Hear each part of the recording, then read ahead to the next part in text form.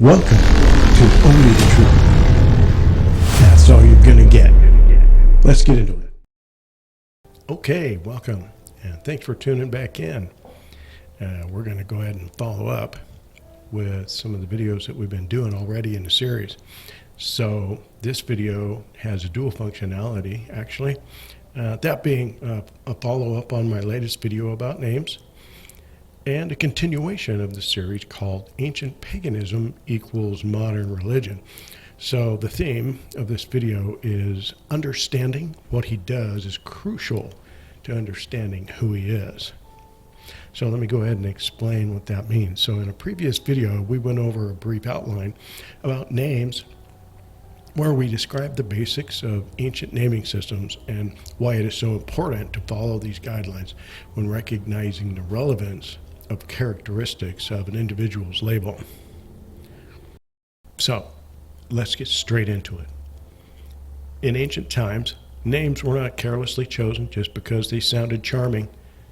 Names were given with a careful attention to desired characteristics and attributes that would be associated with the upbringing of the child. This concept is very important to understanding the relevance of an individual's name, or distinctions, as it were. Now, let's apply this directly in real time. The so-called name Satan, or as Yahweh refers to him, the Satan. It is very important to understand that from the viewpoint of the ancient Hebraic naming system, a name is not simply a verbal and phonically recognizable representation of an individual. It is far more complex and intimate than that. A given name was the first step in creating an individual's characteristics and ethical discipline, including their sense of morality. An idealistic title was chosen based upon the culture of the parents and was then professed upon the child. The child was then raised with the teachings and trainings which were consistent with the characteristics of that culture, so as to generate the upbringing of a proper representation of their clan or tribe. They did not simply have a predilection for giving out whimsical names, or just because they were fun to say. It was like, oh, it rolls off the tongue easy. That's not how they made names back then. Names had a very specific purpose, and it was very definitive what they meant. So when we look closer at the description that Yahweh gave us of whom we now call Satan, he was not giving Lucifer a name or a new name or whatever the modern theology wants to say. The modern scripture would have us to believe that. That's a huge mistake. It is much of a mistake. And it's such a mistake because it attempts to mask the initiative of Lucifer in the world. The Satan literally means the master of persuasion, which he uses against everything and everyone with the goal of dethroning Yahweh. That's always been his goal. When Yahweh gave this description of Lucifer, it was to reveal the millennia-old agenda of his archenemy. Not our archenemy. Yahweh is referring to his own archenemy, which means that's something we should pay attention to. If our Creator himself calls Lucifer his own archenemy, that's a huge deal. Again, put a pin in that, make a note. In this age, we've been taught that Yahweh renamed Lucifer because he was found to be a great liar. Since the beginnings of time, we've heard that Yahweh, or God, as everyone calls it, oh, well, because now this is where he's at, he's just a liar. We're going to call him Satan because he's the father of lies. That's not even close to accurate. So I know everyone's heard that before, but at this point, it's imperative to understand that Yahweh was describing the characteristics of Lucifer, as well as his attributes that he was given when he was created by Yahweh himself. Now, we have to remember that Lucifer was Yahweh's right-hand man, so to speak, in heaven. Okay? Yahweh created him for specific purposes, even so much that he was second only in authority to Yahweh himself. Lucifer was the one in charge of rallying the congregations and preparing them to properly reverence and worship their master and creator, Yahweh. He was imbued with extensive powers, many of which were used to influence joyful receptions of praise and giving accolades and honor to their king. Also, he was in charge of generating musical celebrations and expressions of appreciation for their master and king. Lucifer was filled with powers of enchantment, including mesmerizing musical persuasions of the heavenly sort. That's no small thing. What's he doing in the world today? That's exactly what he's doing in the world today. So Lucifer decided to use his powers to turn a third of Yahweh's angels against him with the agenda of overthrowing Yahweh and taking over the throne. Yahweh banished him and all of the angels that he influenced to this void planet as it existed in ancient times. So it's really important to note at this point that nowhere in any of the ancient scriptures or any of the ancient writings or any of the archaeological updiggings that have been discovered is there any account that states that Lucifer or any of the angels cast away with him were stripped of their supernatural attributes. None of them. On the contrary, they were completely, fully retained with all of their attributes. Having been cast into this world, he and his entranced followers set up their own civilization, intent upon retaliating against Yahweh and dethroning him. That's where the eventual account of the Tower of Babel comes from. And I know that one sounds familiar. So when we see the term that Yahweh used to describe these characteristics, he was not telling us about a name. He was in fact giving us a very dire warning. This isn't a name, this is a warning. A warning very crucial, one that included indications of what Lucifer was capable of doing, not only in his previous estate in heaven, but even more so here in the extremely vulnerable civilized world. Yahweh Shua, which is the name of the one that came for the salvation purpose.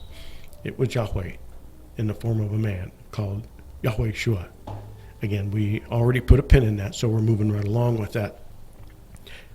It's a description of Yahweh's actions, which literally means Yahweh brings salvation. This title or label, if you will, is directly referring to the individual through whom Yahweh administered his salvation from Lucifer's trap that enslaves the world even today. This title does not refer to an individual that was separate from Yahweh. It refers to a human that Yahweh placed here as an extension of himself. There were multiple encounters with Yahweh's messengers, inciting the relevance of his appearing and the details of his title. It was instructed that they were about to receive Elohim into their midst, who would walk amongst them as a man. They were referring to the concept of Yahweh as a man with this term, Emmanuel. It is a description of the identity of Yahweh as a man. That's what they called him. And he was further described as the bringer of truth and the exposer of lies for the more specific purpose of the enchantments of Lucifer being revealed, so that we would see what Lucifer was up to and be able to escape it. Yahweh Shua is a description of the one who redeems the deceived, returning them to the truth, which, for the record, Yahweh is the truth. Through all of the scriptures, that's, you've heard, well, the truth will set you free. It's Yahweh. Nothing else. Yahweh. In the modern scriptures that we're being taught today, absolutely every name of every single representative of Yahweh's truth has been replaced. None of the Roman names were replaced or translated, and neither were any of the Greek names, only the Hebrew names. They were not translated, nor were they changed. They were intentionally replaced with different names in an effort to discredit everyone associated with Yahushua's teachings. Either way, names should never get translated under any circumstances. It is a violation of cultural integrity, not to mention it's a violation of Yahweh's truth, plain and simple. Now, I know that there's, by all means, descriptions of the meanings of names in different languages, which may well have, in that culture, a different word associated with the same meaning. But the name and the originating culture must always remain the same. I can't stress this strongly enough. It absolutely mustn't ever be translated, or it immediately loses its original meaning, which has always been Lucifer's intent, by the way. You translate a name from the ancient Hebrew culture, and it completely neuters the meaning of the characteristics of the individual that the name was given to. So we're just going to do a little for instance here. If my name were Biff here in the United States, I know that's a silly name, but I'm not going to tell you my name and use that in this instance. If my name was Biff here in the United States, I would be Biff should I go to France. I'm still Biff. I would still be Biff if I went to Germany. My name's still Biff. In Spain, yep, it's Biff. Egypt, still Biff. My name doesn't change just because I am somewhere else. And neither does yours. If your name's Richard here in America, you go to Germany, your name is still Richard. You go to Africa, your name is Richard. Your name doesn't change. But Lucifer and all of his writers decided to take all of the Hebraic names away from the original writings so that they could discredit the meanings of their names. That's a key point. Another one, put a pin in that too. But along with that, it's also a key point to recognize that in all of the modern scriptures, that's exactly what's been done. And it is a disgrace to Yahweh and all of his teachings, which is exactly, by the way, Lucifer's agenda. It all comes back to that. This is Lucifer's agenda. Influence, persuasion. That's what he does. That's the meaning of the title that Yahweh gave us the warning, indicating that this is something we need to be absolutely paying very close attention to. He has supernatural powers of influence and persuasion. That's what that title means. He is literally capable of putting the entire world into a hypnotic trance, which he's already done, by the way, and generating his own information for the world to be reprogrammed with, and then influencing everyone to love their beliefs of this religion they've been taught from birth. Not only that, but to also make mesmerizing music which persuades the spirit to be hypnotically engaged in a form of joyful worship that is designed to gratify Lucifer, not Yahweh. It's always to gratify Lucifer and self, but it's never to gratify Yahweh. It's always a false sense of worship, and it's never about the true Yahweh. So, seriously, can anyone see the pattern yet? He did the same thing to the angels in heaven, and we here on earth are not even close to being angels. So it's safe to say that we are way more vulnerable to Lucifer's influence. I say, wake up. I mean, this should be a reckoning. This should be a wake-up call when we see the effect that Lucifer has over the world and all of the missing text from the scriptures and all of the influence to do something different than what Yahweh's original writers told us to do. We need to see Lucifer is heavily at work here. That's not a small thing. That's not something to joke around about and go, oh, yeah, no big deal. Yahweh knows my heart. He does know your heart, and that's not necessarily a good thing. Keep that in mind. Another pin in that. Lucifer is using us to try to replace Yahweh, to take over his throne. Everything he does is focused on that very goal. So, now getting to the truth of where we are in this timeline, Lucifer has been doing his work of deception for many thousands of years. We're not talking about a few hundred years. We're talking about several thousand years, a lot of thousands of years. It goes way back before Yahweh ever even made us here. Okay? And that's exactly what the title means. The Satan means. It is a description of incapacitating influence. That is precisely why Yahweh issued such a dire warning about him. According to the ancient prophecies, the time in which the order would be given to rebuild the walls of Jerusalem for the final time would be in May of 1535. And that is exactly what happened and precisely when it happened. Now, the same prophecies determined 490 years from that date until Yahweh intervenes in the progress of our world again. also for the final time, before cleansing it again. Now, I'm not foolish enough to suppose a prediction of any sort. But according to the prophecy, that would be about May of 2025. That's kind of interesting. So now, it is commanded by Yahweh to those who are learned and wise, that the same are responsible for deducing the identity of the beast, as the English scripture calls it. It's literally the controller, the one that runs the world. So when we think of the term, the English word that you find in like the New Testament, for instance, the beast, it literally refers to something that was spoken of in the ancient Hebraic scriptures that will be set up as the final one world order. It is a culmination of nations that are gathered together, 9 of them, led by one. So a total of 10, and you've probably heard the story about the 10 horns. It's literally 9 nations led by one. That's a total of 10. Another 10. So getting right to it and not wasting any time, because I don't want to just drag this along and make it all about names and stuff. This is very crucial about the time that we're in right now. And we need to understand that properly translated and decoded, the reference to the identity actually refers to the appearance of Yahweh's dwelling place that he told his people. In English, you could translate it as a word that means the color indigo,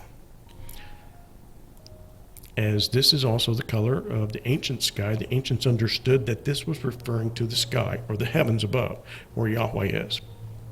At that time in history, this sky had a much richer hue in the color spectrum because of the absence of air pollution like we have today, which makes the sky kind of a pale blue, light blue, because of all the junk in the air. So it's safe to say that the original color would have had a wavelength of about 420 to 480 nanometers. Now, that being said, here's the shocking part of the equation. The light frequency number of that color is 666 terahertz exactly, which is the same information that was given to Yahweh's prophets about how to identify the setup of the one world order, which is ultimately that which is against Yahweh. The English scripture calls it the Antichrist. There's no such thing as an Antichrist. Okay, that's made up junk. We're talking about an anti-Yahweh. That's Lucifer, and he sets up a one world order, which is a culmination of nations all turned against Yahweh. It's an anti-Yahweh. This Antichrist thing is a made-up thing. It's a mask over the face to blind us to the tricks that he's doing, the multi-layers that Lucifer puts on everything. There's a mask behind a mask and a hidden agenda behind the false lies, and everything is a stack of stacks of lies on top of lies, supporting more lies based on lies. That's Lucifer's tricks. That's how he works. So again, the modern scriptures would have us believe that we should be looking for an individual whose name is identified the number 666. That's extremely inaccurate, 100% inaccurate. It is a clue for us to recognize Lucifer's attempt at replacing Yahweh in his own dwelling place. See, Lucifer wants to make himself appear like he's in the place where Yahweh told his people, that's where I am. He said, up there, that color, that space above you, we call it the heavens above. The color of that is representative of where Yahweh told them, that's where I am. Look up there into that colored space. That's where I am. So that's why Lucifer's trying to mimic that. He's like, yeah, that's me. That's my number. So now in this age, we've got the technology to understand the concept of this color. And it's like, okay, yeah, the frequency of that color is 666 terahertz. So look for me up there. That's what he's doing. Don't you get it? It all comes right down to this. Lucifer is the arch enemy of Yahweh. He's always been obsessed with the idea of replacing Yahweh and everything about Yahweh with himself. He has always recruited delegates to do his dirty work and to get the reputation that comes with it rather than to appear dirty-handed in the spotlight himself. He wants to hide behind everything. You see all of this, Hezbollah, Hamas, and all the Islamic jihadists and stuff. What do? They take innocent hostages and they put them in front of them so they can hide behind them, so that in order to shoot the Islamist, jihadist, you have to shoot an innocent person and hope the bullet goes through him. That's horrible. That's Lucifer. He's horrible. Everything he does is horrible. He's hiding behind masks. Everything he does is a mask. Okay? Yeah, you got to realize this isn't a happy-dappy, everybody gets a Care Bear and rainbows in a fluffy pillow. That's not Yahweh. Yahweh is the mightiest warrior ever. And Lucifer is the meanest opponent ever. That's why all these warnings have been removed from the modern scriptures that we have today. It's all to keep us blind to what Lucifer's doing so we can't see what Yahweh's doing. Wake up. So we have to keep with the theme of the modern scripture equals twisted ancient scripture. It is easy to deduce that the modern scripture description of Satan having the ability to appear as an angel of light literally refers to the ancient scriptures that indicates Lucifer impersonating God, so to speak, of the sky, the God of the sky, or the heavens as ancients understood it. So to see the beast, as it were, in the modern scripture, we first have to establish a filtering criteria. Inclusions would be the appearance of a multi-nation coalition, enter the UN, with an indigo flag and logo, as well as indigo-colored military effects.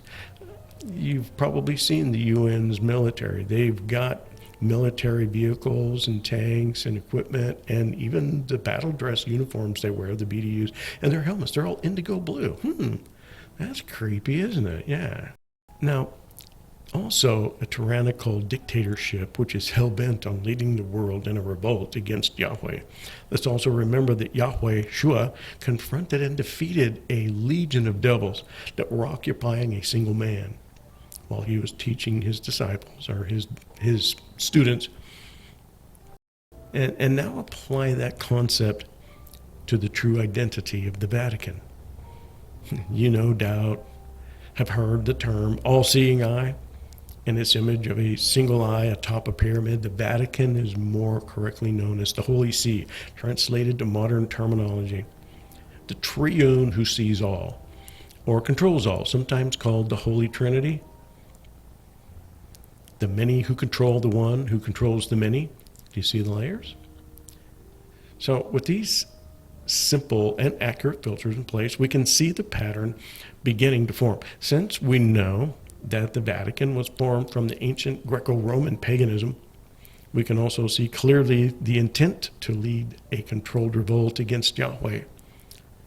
Following the original ancient architecture, the formation of a multi-nation coalition has already emerged in modern time, the UN, which, by the way, the Vatican presides over while remaining silently protected behind a mask of so-called holiness. Again, there's that mask. He's in control, but he's behind the scene. He's behind. Pay no attention to the man behind the curtain. You've ever heard of that? Yeah. Where do you think that came from? Now, keep in mind that nothing and no one is holy except Yahweh himself, period. No one's holy. Nothing's holy. The Pope isn't holy. None of the priests are holy. The Vatican isn't holy. Catholicism is not holy. Nothing, no one, no person, nothing is holy except Yahweh alone. Okay? Another pin. Sorry, I keep doing that, but you got to realize that the world has been lied to 100%. And Yahweh wants to wake the world up. That's what this whole thing is about. So I implore you all to do your own research and then sever all your ties to modern religion. Yahweh will absolutely not connect to anything that is defiled. And again, that's all been removed. It's like, oh, well, he accepts everyone the way they are. No, he does not. All of the ancient scripture says, I will connect with nothing that is dirty, nothing that is defiled may be in my presence. I will receive nothing of the sort unto myself. That's what the ancient scriptures say. Not that everyone's welcome, come all. That's a lie. Literally, like I've said before, I know that these are hard things to hear. It was hard for me when I learned it from Yahweh. This is hard stuff. It really is, I know. Like, even though I used to be a minister, a Christian minister, I used to preach Jesus Christ to everyone. I did all this stuff. I pastored a church. I know how all this stuff works. And the more I researched, the more I dug and found inconsistencies, the more it influenced me to dig and find what's going on. Why are there so many contradictions that aren't explained in the scriptures that I've been raised with and taught everybody to believe? Turns out that it's all a bunch of Lucifer's work to get people to discredit everything that Yahweh expects from them. Yahweh is very critical in what he will accept. He won't accept anything defiled. It all comes back down to that. And that's exactly what Lucifer has done. He has defiled the world so that Yahweh loses, and that's his goal. He wants Yahweh to be like, oh, you know what? Yeah, I just defiled the world for you. Yeah, in your face, Yahweh, I win. But truthfully, no one wins except Yahweh. If you want to be on the winning team, you need to be on Yahweh's team. Okay, and the only way to be on Yahweh's team is to have absolutely nothing to do with anything to do with Lucifer, period. Okay, get that. That's the biggest pin ever right there.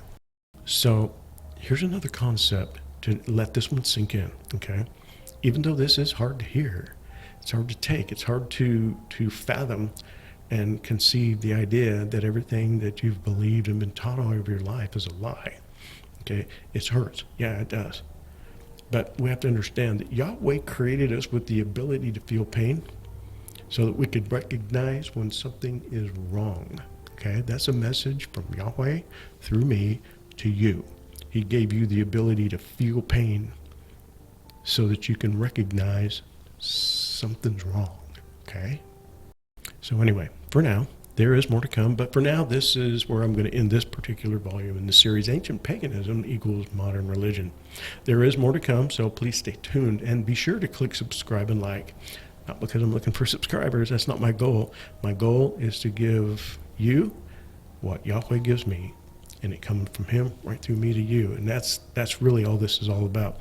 I want you to make sure that you see the upcoming videos, because they're messages from our Creator. He wants us to know the truth. Time is running out. There's not a lot of time left, and he wants you to hear him. It's that simple. So I want to thank you again for watching Only the Truth, and Yahweh bless you for real, and see you next time.